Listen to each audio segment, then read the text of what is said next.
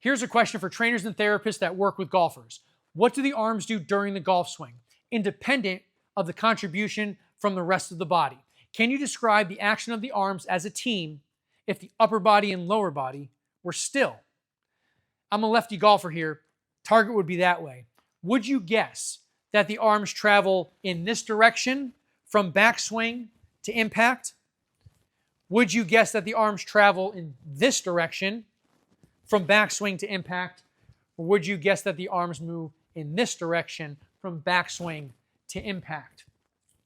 Does any of that look like the golf swing? Now, golf instructors, you're probably going to laugh at this demonstration, but I'm going to give it my best shot because it can lead to an important aha moment for exercise professionals to make a connection between the exercises that I design and emphasize in this account, such as the hitter handle pivot and some of the chops that I perform, and the mechanics that actually occur during the golf swing. Because in my opinion, the golf swing is one giant illusion and camera trick. And what happens in the golf swing often is not what those of us who aren't highly qualified instructors think happens. What I'm going to do for you exercise professionals is I'm going to get into a general impact position with a 7-iron and a general top of backswing position. I'm going to try to show you the position of the arms at impact, the position of the arms at top of backswing relative to the trunk if the trunk doesn't move. And therefore, we'll be able to calculate the range of motion and path of the arms if the trunk and legs didn't contribute to the swing.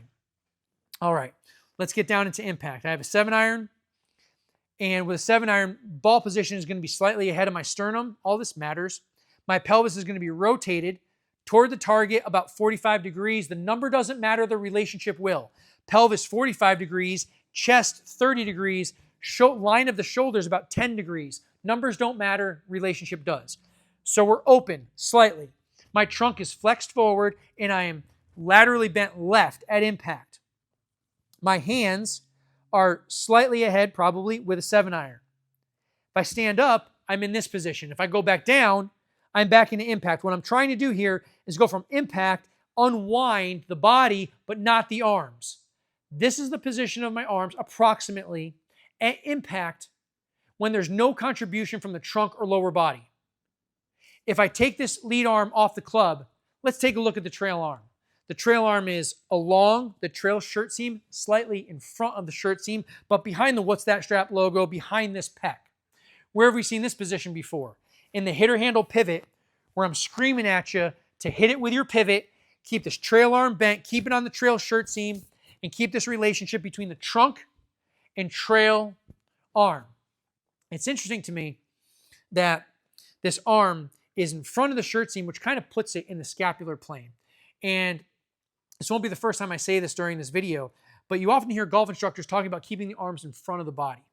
And I wonder, as an exercise professional, if that is really referring to keeping that trail arm really in the scapular plane, which is going to be a biomechanically kind of strong position for the arm to do this kind of stuff, right? We don't want the arm to get trapped behind the body, and we're not really strong in this position. But when that arm is kind of 20 degrees in front of our body, that's where we see release point for throwing athletes.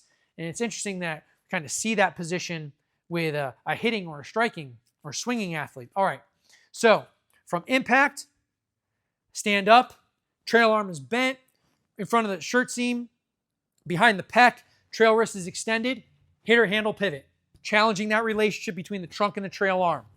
Now let's go to top of backswing, and I'm going to cheat to get there as to not distract you with everything that comes before it. So you don't have like this idea of what it takes to get to the top of backswing.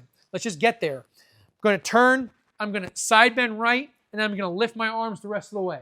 Okay? I'm going to turn as much as I can. I'm going to side bend right. I'm going to lift my arms. And just to show you that that would be close to the top of my backswing.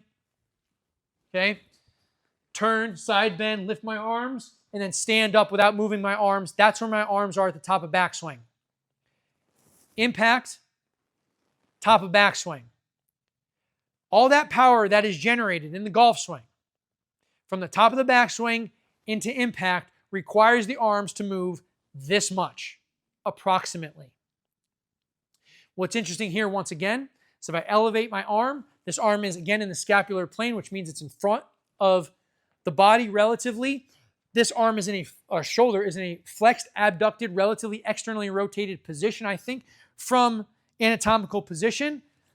And when we reach impact, the arm has relatively extended, adducted, internally rotated, which is a throwing archetype. The arms move on a high to low diagonal, relative or independent to the contribution from the rest of the body during the golf swing.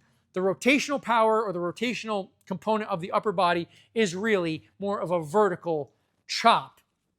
When that's combined with the pivot, the tilt, and the turn from the rest of the body, that elevation and lowering starts to look like a simple golf swing. All I'm really doing there is this, and then combining it with a pivot. Now, that's one aesthetic of the golf swing. That's one kind of resultant move. How do we reconcile that so many swings look differently? Well, the total, the sum of your body shape, limb length ratios, your grip, your individual nuances, idiosyncrasies, compensations, they lead to swings that look differently. Everybody has their own, swing kind of fingerprint. All right, but regardless, in every high-level swing, in every golf swing, if the ball is on the ground or on a tee, the arms will elevate and lower on this high to low diagonal from the top of backswing into impact relative to the rest of the body. When you add in the contribution from everything else, then it starts to look like a golf swing.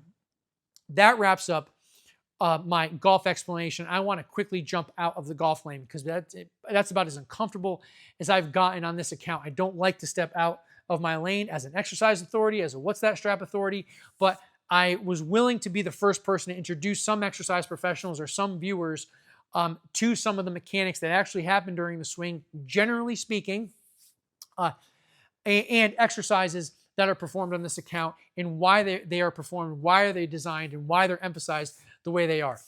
Golf instructors, hopefully I didn't embarrass myself too much. Thanks for watching. Thanks for your support.